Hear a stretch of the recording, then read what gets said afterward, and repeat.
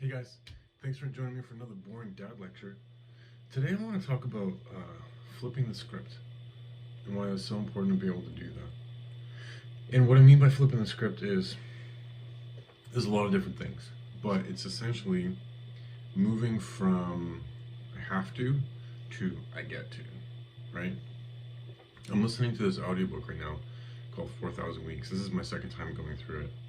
And he talks about that, the idea that you've only got 4,000 weeks here and you're probably going to spend several thousand of them, well, a lot of them asleep anyway. But his concept is that there's a lot of things in life that we seem like, especially in modern culture, we seem like we're missing out on. You hear people talking about FOMO, fear of missing out. And his take is that we should instead have an idea of a joy of missing out. So let me explain. So if you looked at some of my other videos, you will have heard me talk about picking the shit sandwich that comes along with any career that you want. In fact, I had a conversation with my son a couple days ago about what it is that he wants to do.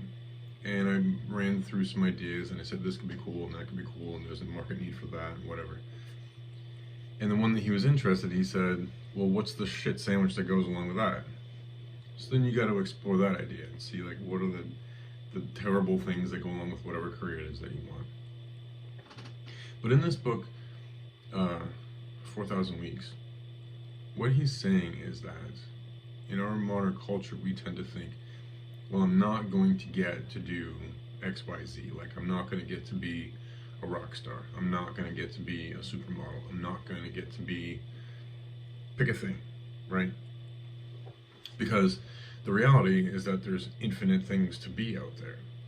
There's infinite variables of whatever it is that you can do with your life. But while you're here, you get to pick one thing. You get to be the person that picks the thing, and you get to be the person that does the thing exactly the way that you do it, and put your signature on the world. Whether it lasts or not is irrelevant.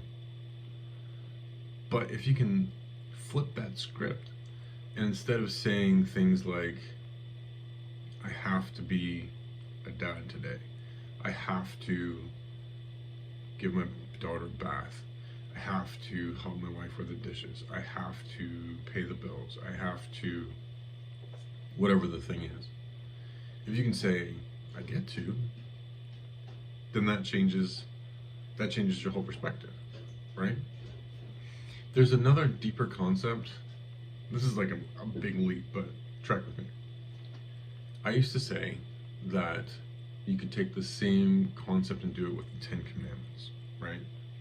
So, love the Lord thy God, and don't have no other idols before me, don't use the Lord's name in vain, all that kind of thing. I used to be able to rattle them off the top of my head. Well, what I used to say is that instead of looking at the 10 Commandments as a list of things that you shouldn't do,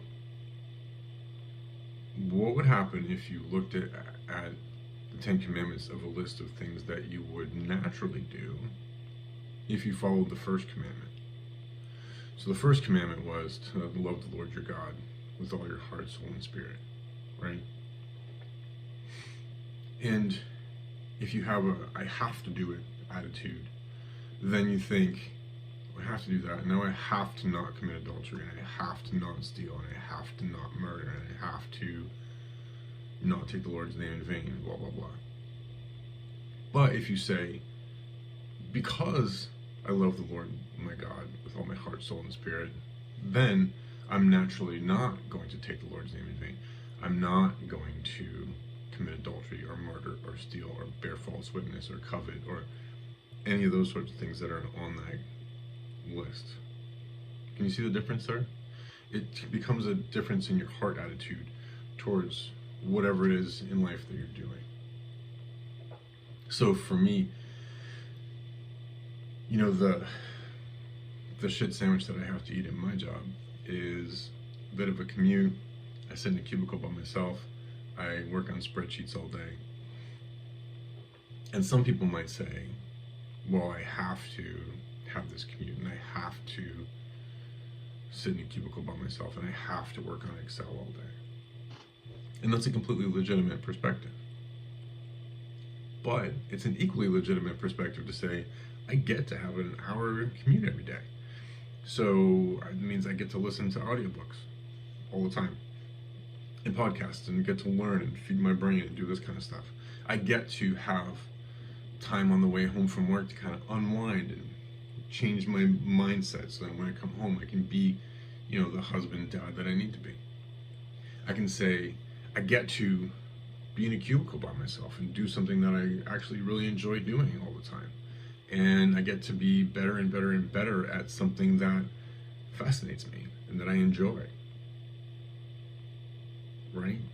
And you can see how that suddenly changes, and then instead of having to feel like this drudgery, like life sucks and I'm missing out on being a rock star and I'm not, blah blah blah, I'm not like an astronomical basket weaver or whatever the thing is. You get to say, oh, I get to do this. I get to work in a daycare. I get to be a hedge fund manager. I get to be president. I get to be a bus driver. I get to be whatever those things are. Because whatever position it is that you find yourself in life, there's something about you that navigated you to that position. That's how the world works. And this is a whole subject for another video. If you aren't completely content in that, if it's really hard to say, I get to be a waitress, a truck driver, a senator, an assassin, like whatever that is, if it's just so hard for you to say, I get to be that, then guess what? You can change it. That's the modern world that we live in. That's law of attraction. That's all that other kind of crazy stuff. It's a whole other subject for a different video. But anyway, I just wanted to leave you with that thought for today. See what you can. See different areas in your life where you have that negative self-talk, and see if it helps to just change that from I have to do this to I get to do this. Maybe it'll make your life go a little bit better, or at least be a little happier. I don't know. It's worth a try. It's a perspective. Works for me. Love you much. Hope you're doing well, and I'll talk to you soon.